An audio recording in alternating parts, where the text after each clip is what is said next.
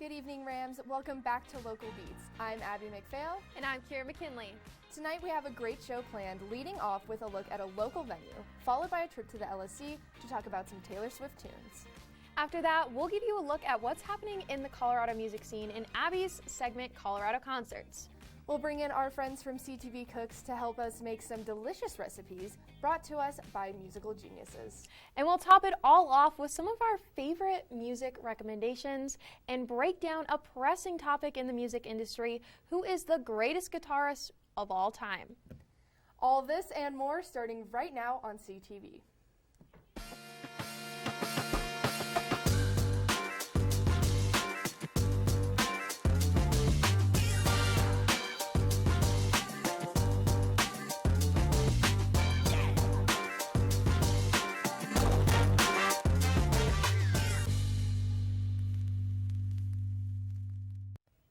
Last month, we got an inside look at some of the local talent here in Fort Collins.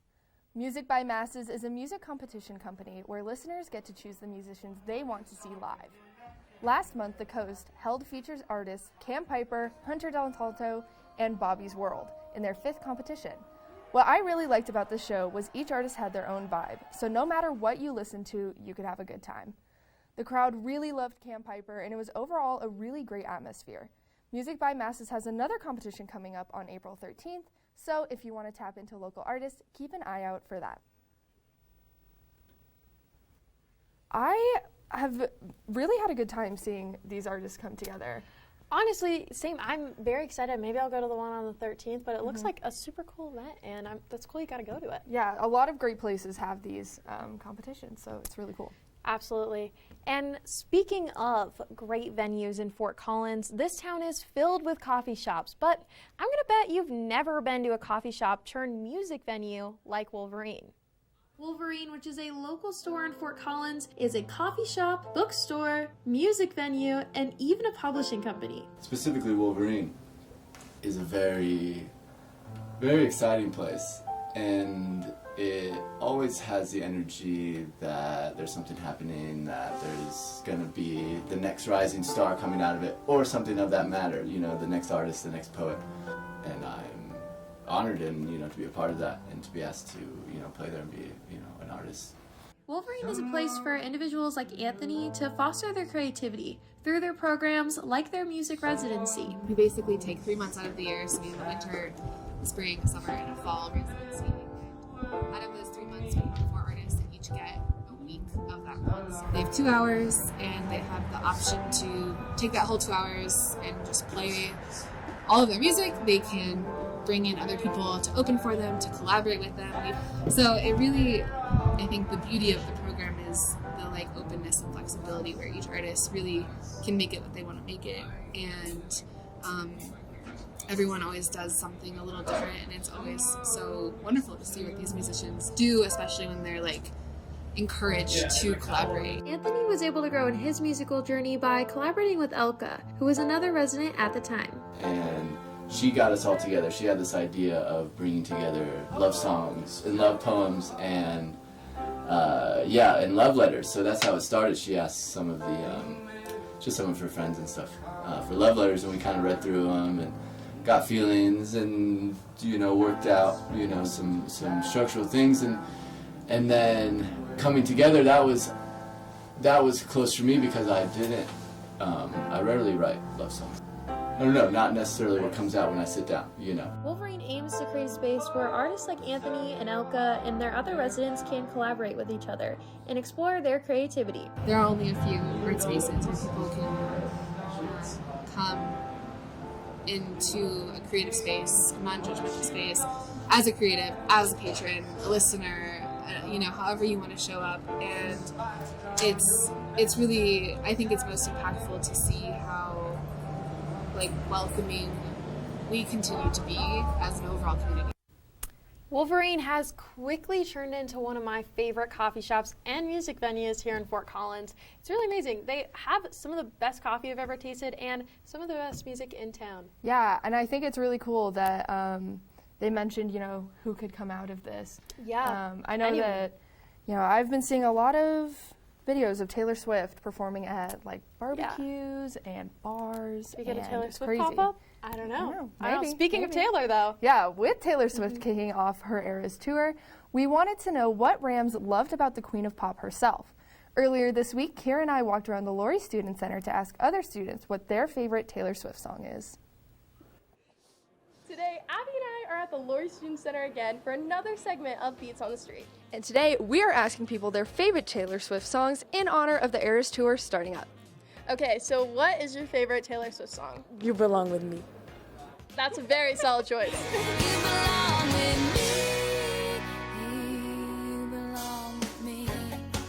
I think it's All Too Well, the 10-minute version with the music video. But you keep my old scarf from that very first week, 'cause it reminds you of Does Shake It Off count? Yes. shake it off, shake it off. Heartbreak is gonna break, break, break, break, break. And I would say Love Story. It's my favorite. Back to the basics. Awesome. it's a love story, baby, just say yes. Probably Blank Space. That's a really good choice. We're here for that. We're here for that. You I'm insane, but I got a blank space, baby, and I'll write your name. Don't Blame Me. Stay. Don't blame me. Love made me crazy. If it doesn't, you ain't doing it right. My favorite Taylor Swift song is Never Grow Up. It always makes me cry, and I just think it is so sweet, and it reminds me of like my childhood, really. Oh, darling, don't you ever grow up. Don't you ever grow up. It could stay this.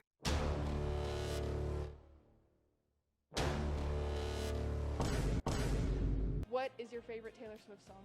I like all of Taylor Swift's albums that she redid on her own. I think it was an awesome FU to the record industry when she retook control of her albums and then reissued them on her own. If you had to pick one album that was your favorite. Probably Red. Red would be it. Yeah. That one's so good. Yes. So good. Classic. All right. Thank you so much. You're welcome.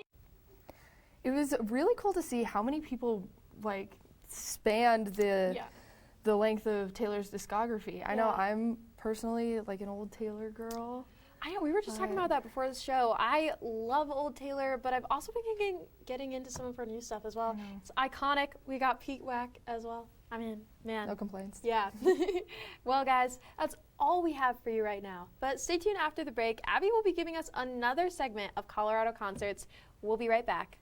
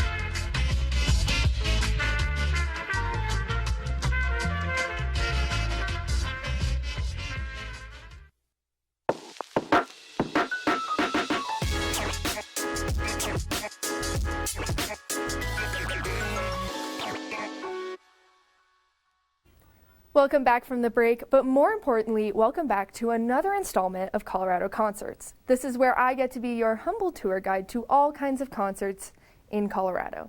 Beginning with one of the most famous amphitheaters in Colorado, Red Rocks is starting off their concert season. Although it has been postponed because of the wildfire on Denver's east side, they have released a full lineup of artists that will be featured this summer. Artists like Wiz Khalifa, Hippocampus, Quinn 92, Duran Duran, and Tyler Childers are going to rock the stage during at least one of those 300 days of sunshine. But if you can't wait to see those shows or can't pay for gas because you're a broke college student like me, don't worry because I've got your back. FOCO MX is coming up April 28th and 29th and will feature all kinds of local artists. Violet Visionaries, Ruthless Ginsburg, and the Catcalls will all be there along with 400 other artists. If you want to check out the schedule or see if any of your favorites are there, go to focoma.org. As for big shows taking over Denver this month, we've got a stacked lineup. Olivia Rodrigo will be at the Mission Ballroom on April 13th, so get your driver's licenses ready to head on down. Up next, Ice Cube will also be at the Mission Ballroom on April 21st, so if you want to have a good day, then this is the show to be at.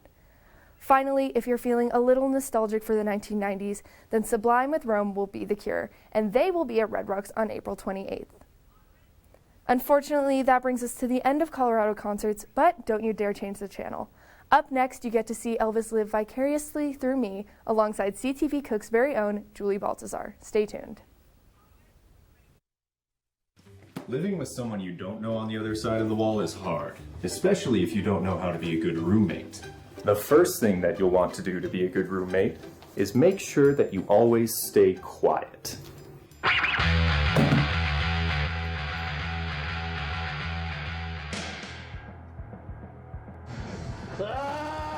Be considerate of others when using common spaces and appliances. Hey buddy, what you doing? I'm just gonna need like 40 minutes. Be respectful of your roommate's privacy. Ugh, my bad. Finally, make sure that you clean up after yourself. Oh, fresh toothbrush.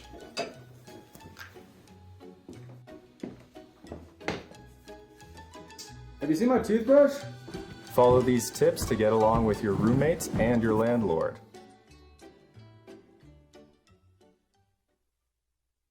Welcome back from the break, Rams. When it comes to food, we all have our favorites. Musicians have favorite foods as well, and some are weirder than you'd expect.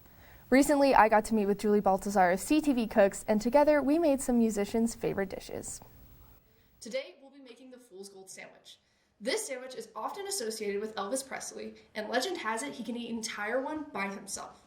It has a loaf of bread, a pound of bacon, a whole jar of jelly, and a whole jar of peanut butter.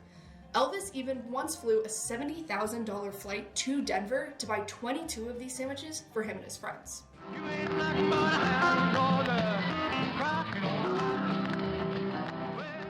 With that being said, let's jump right into the sandwich making. Our ingredients were pretty simple with peanut butter, jelly, bacon, and a loaf of Italian bread. Now, to make room for the sheer amount of items that we had to fit in this loaf, I started off by hollowing it out to create almost a casket for my arteries. Next, it was time to fry the bacon. It took a couple of rounds to get through all of it, but with Elvis watching over, things went pretty smoothly with minimal grease burns. Bro, it's getting... I had to use a spatula for this part of the recipe because using a knife would take too long, and honestly, I was kind of hungry. The peanut butter was easier to spread than the jelly, but in the end, it didn't matter because it was all going in the same place anyways. Once the jars were emptied, the bacon was ready to be put on and close the sandwich.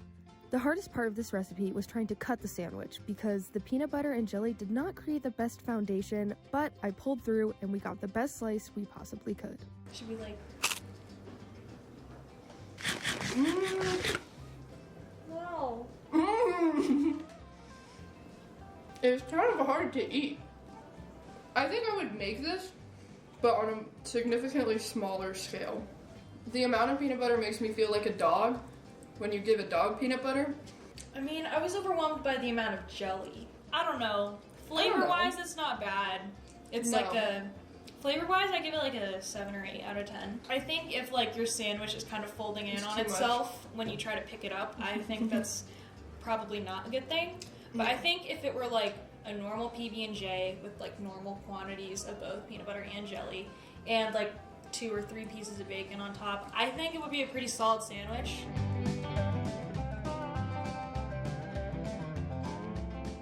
What's up, guys? So for my recipe, I'm going to be making Dolly Parton's butterscotch pie, which is one of her holiday favorites. It's a lot more edible than the last recipe for sure.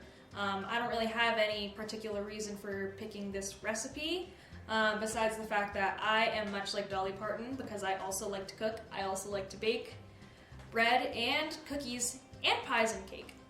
I like to cook and I love to bake bread and cookies and pies and cakes. I do like direction, you would think that I would. To kick off this recipe, I had to make the crust, which consisted of chopped pecans, butter, sugar, and a little bit of salt. Once I mixed all of these ingredients, I pressed it into the pan and it was ready for the oven. The oven was set to 375 degrees Fahrenheit, and I baked it until, quote, fragrant and browned, unquote, so about 15 minutes. At this point, the crust was looking good, but as time went on, it slowly sank to the middle of the pan. This was more of a decorative issue, but it still tasted just as good. While that was cooling, it was time for the filling. I combined brown sugar, cornstarch, flour, butter, and salt in a double boiler. I added egg yolks and gradually included the milk until the mixture was thick enough to coat the back of the spatula. Once the filling was looking good, I added the vanilla extract. It was orange and I did spill it everywhere, so I recommend trying to avoid that.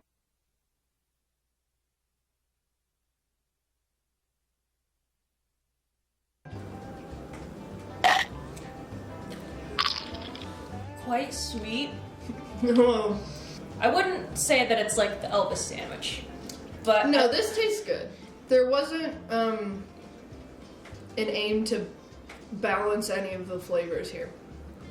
It's not horrendous. I can understand what she was trying to go for. Oh yeah.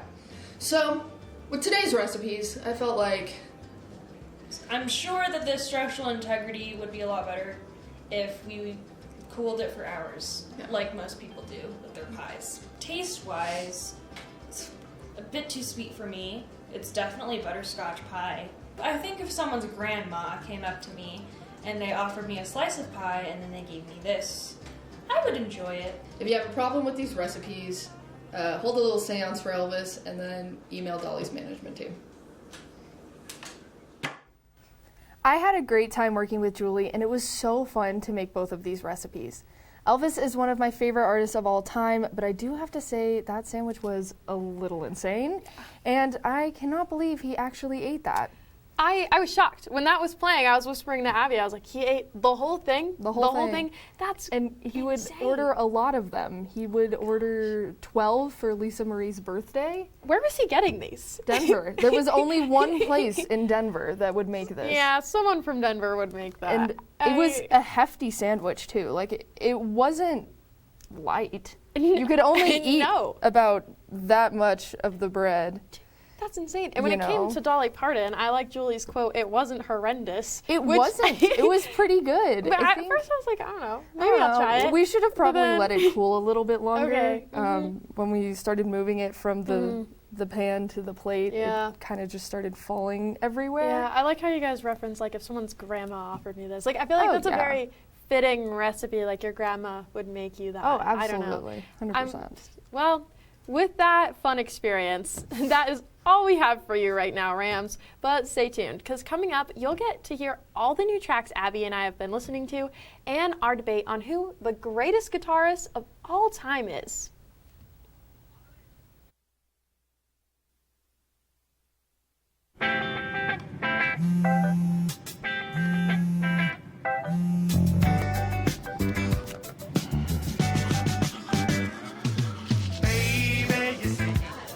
You're so right for me, and I'm right for you.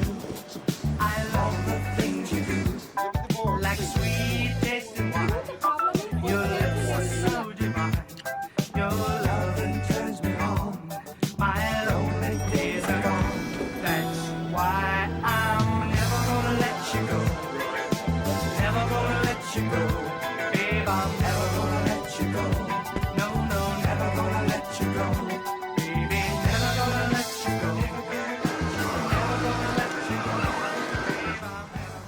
Here you go. Thank you. Thank you.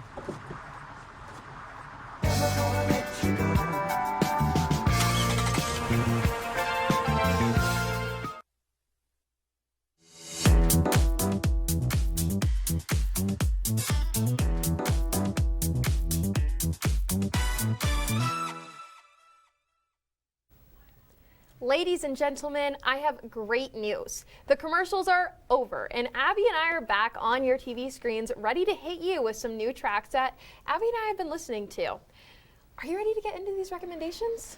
Oh boy, am I. I am going to kick it off with Cool About It by Boy Genius. Cruel about it, telling myself I can always do. What I really like, especially about this group in particular, because it is considered a supergroup made up of other big artists, I really love Phoebe Bridgers, and she's in it. She's amazing. See, I don't know much about Boy Genius. Yeah, so that's pretty cool. It's Phoebe Bridgers, Lucy Dacus, and I think Eleanor something. Wow. I can't remember, but they're all really, really good artists, and Mhm. so putting them all Yeah. into one group is, I mean, you're bound to get great songs. Yeah, I love the soft guitar in that song. I always love that. It's the touch of folk music, you know? You gotta love it. Just a little bit. And my first recommendation is Softest Touch by Khalid.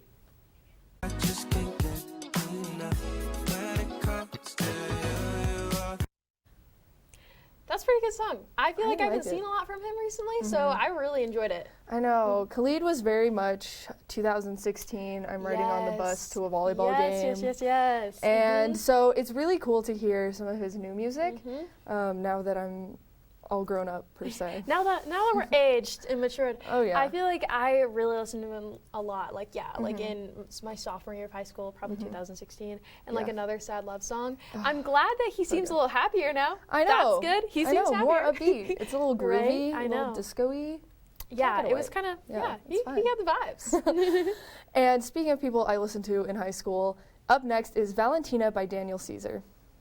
I know you got a man, please understand, baby, he won't. I love the song. I think it's so driving at night. Yeah. You know, just hanging out with your friends. And I stopped listening to Daniel Caesar for a little while, and this song just kind of looped me back in. Your recommendations are getting me. I have not heard of Daniel Caesar either at this point, so I'm super a little excited. underground. Yeah, no, we're going underground, but that's the whole point, you know? I really like the whole driving at night aesthetic, especially with summer coming up. I feel like that's perfect. And speaking of a good summer song that you should add to your playlist, this is Waiting by Lauren Daigle.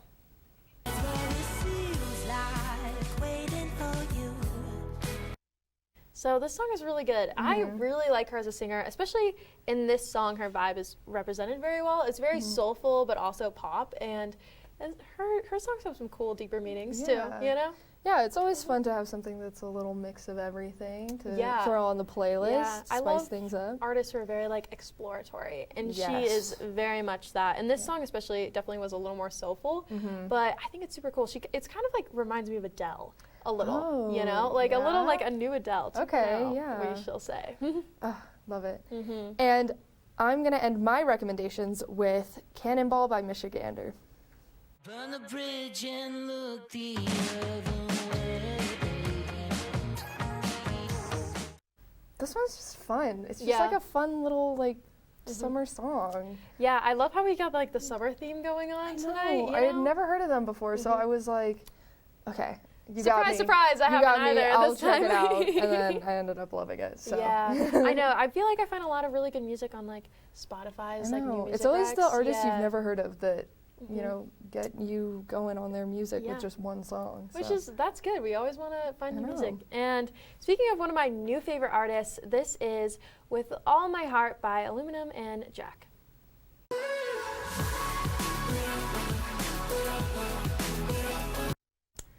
Jack is one of my favorite artists right now. He's amazing. He's a guy who sang it's like he had an album come out and it was like taking you through a love story and stuff.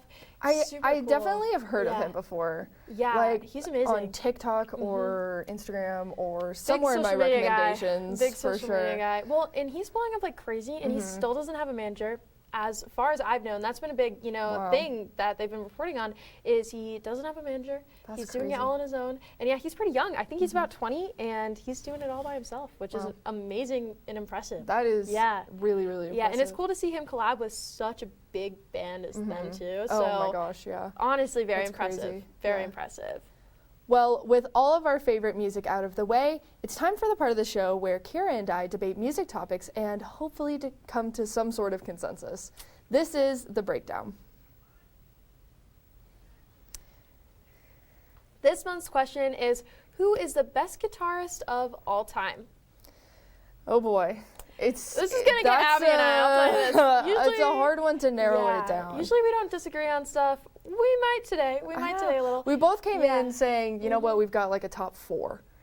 Yeah. So I'm going to let you do your top 4, and then we'll go to my top 4. This is in no particular order, and I'll explain why I chose these people a little later. But first off, we got Jimi Hendrix, Eddie Van Halen, Jake Kiska, and finally Slash. Yeah, so we do have some overlap, definitely. Yeah. I mean, there's no doubters like Jimi Hendrix, Eddie Van Halen, but I had to put, I have such a love-hate relationship with Jimmy Page, to be honest, but I'll put him on the list, I guess, and then Eric Clapton. So, I don't know, because Jimmy Page, obviously he's like crazy talented. Absolutely, yeah. He's really good, but I've also heard that he was only really good in the studio and that live, it was kind of hit or miss. But I was never there, so I don't know. That's why I'm putting him, I would put him lower on my top 4.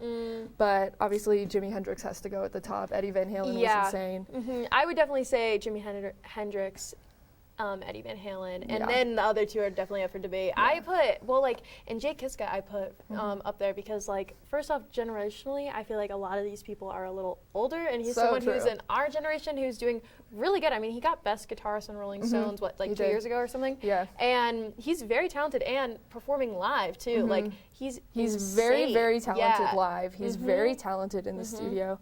I think the only reason that I would not put Jake on this list, and you know how much I love Jake. Yeah. Is because I feel like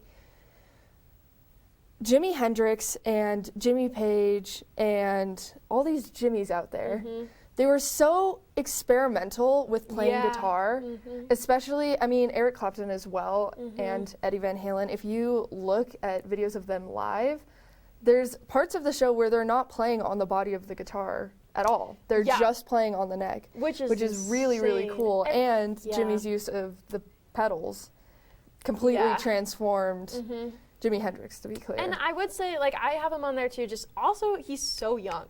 So that's where I feel like he could get there. And another one, I'd Slash on mine, which when I was looking up a little earlier just to kind of see what other people were saying were their top ones, and Slash was not in even the top 20 sometimes, which was kind of insane.